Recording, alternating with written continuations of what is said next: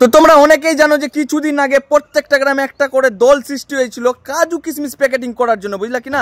তো আমি তখন ভাবছিলাম যে এতগুলো কাজু কিশমিশ আসলো কথা থেকে, যে এতদিন ভাই কাউকে প্যাকেটিং করতে দিচ্ছিল না, আর এখন এতগুলো মানুষকে মানে একটা দল সৃষ্টি করছে, তার মধ্যে ওকে বলছে যে কাজু কিশমিশ প্যাকেটিং করবে, তার মধ্যে স্যালারি দিচ্ছিল মোটামুটি কত 2-3 হাজার টাকার মতো স্যালারি মাসে, এরকম কিছু একটা ছিল। তো কথা হলো যে দলটা সৃষ্টি করেছিল মানে সুপারভাইজার, তাকে কিন্তু আমি ভাই এখন অবধি মানে এখন বর্তমানে অনেক দিন তো হয়ে গেল ঘটনার ঘটা, তো এখন বর্তমানে তাকে কিন্তু আমি খুঁজে পাচ্ছি না। তো তোমরা যদি খুঁজে পাও তো অবশ্যই জানাবা কমেন্ট বক্সে।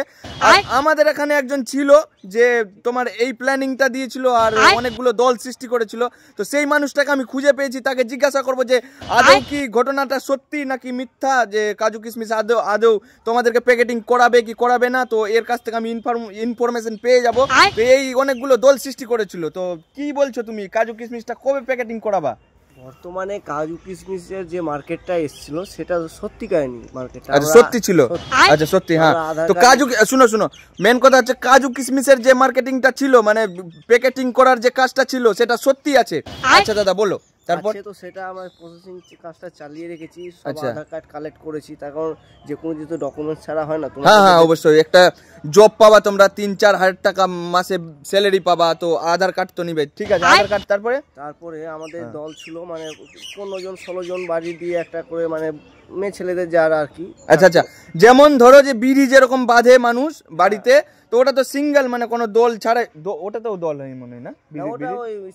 আচ্ছা যাই হোক, তো কিছু একটা হবে, তো ওই রকম টাইপের বিড়ি বাঁধা, যেরকম বাড়িতে বসে বসে তো সবাই মানে বিড়ি বাঁধে আর ছোট্ট একটা ইনকাম হয় ওখান থেকে। যাই হোক, তো ওরকমই কিছু একটা ছিল। তো ওই কাজটা কি শুরু হবে? আমি এইটুকু তোমার কাছ থেকে জানতে চাই বাস, যে কাজটা কবে শুরু হবে? কাজটা রিসেন্ট শুরু হয়ে যাবে, আমরা প্রসেসিংয়ে রেখেছি কাজটা, আমরা ডেভেলপ করার চেষ্টা করছি বর্তমানে।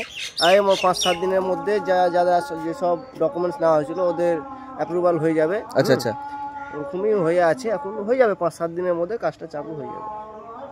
কাজটা চালু হয়ে যাবে সত্যি? হ্যাঁ একবারে। কতদিন বললেন?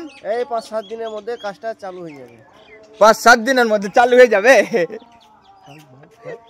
5-7 দিনের মধ্যে চালু হয়ে যাবে? দাঁড়ান আপনি,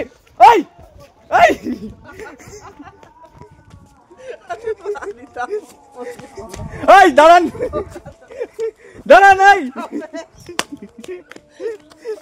তো এগুলো হচ্ছে ঢোপবাজি আর কিছু না। কথা হলো যে কোনোদিনও কাজ চালু হবে না, বুঝলা কিনা, তোমাদেরকে শুধু ঝুলাবে। তো এইরকম যারা এজেন্ট ছিল, যারা সুপারভাইজার ছিল, তাদেরকে পিটিয়ে মারতে বলবো না, যাই হোক পিটাবেন আর কি, মানে এগুলো কিছু না, ঢোপবাজি, কাজ জীবনে চালু হবে না, আমি বলে দিলাম। চলো টাটা।